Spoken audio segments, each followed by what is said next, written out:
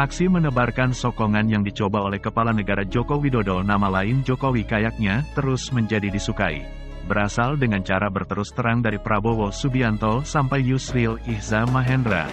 Mantan gubernur itu lalu mengedarkan dukungannya buat beberapa figur politik menghadap Pilpres 2024. Kali ini, kesempatan pimpinan biasa Partai Kebangkitan Bangsa, PKB, Abdul Muhaimin Iskandar yang membutuhkan perihal itu. Dirinya hendak amat berlega hati bila grupnya memperoleh endorse tidak cuma dari Jokowi namun pula wakilnya, Kiai Haji Maruf Amin.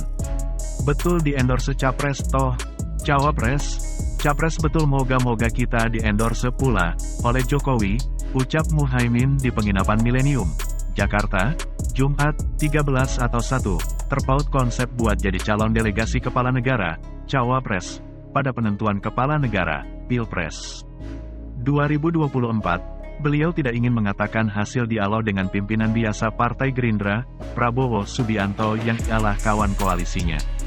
Beliau cuma mengantarkan, keduanya hendak lekas meresmikan posko pemenangan Aliansi Kebangkitan Indonesia Raya.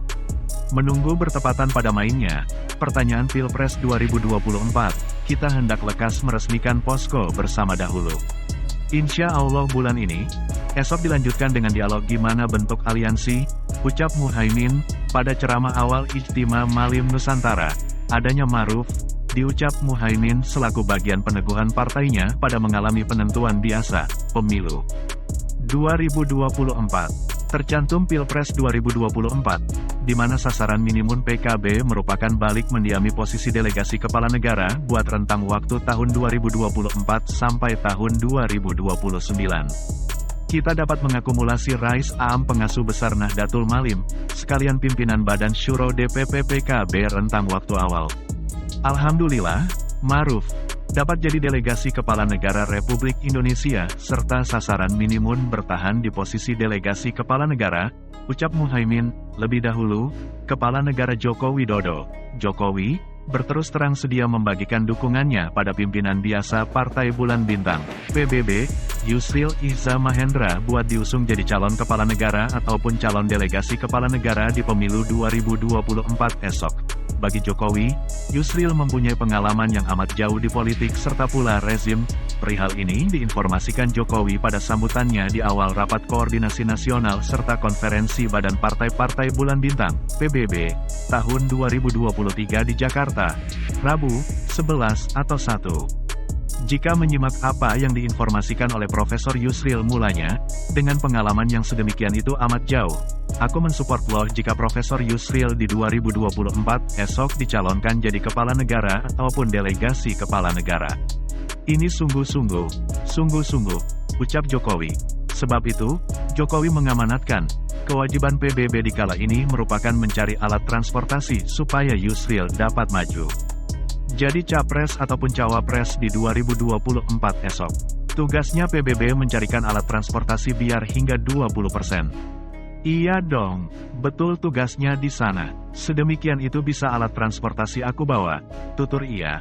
Pimpinan biasa Partai Kebangkitan Bangsa, PKB, Muhaimin Iskandar ataupun Cak Imin, berterus terang mau diendorse ataupun dibantu Kepala Negara Joko Widodo, Jokowi, terpaut Capres-Cawapres 2024.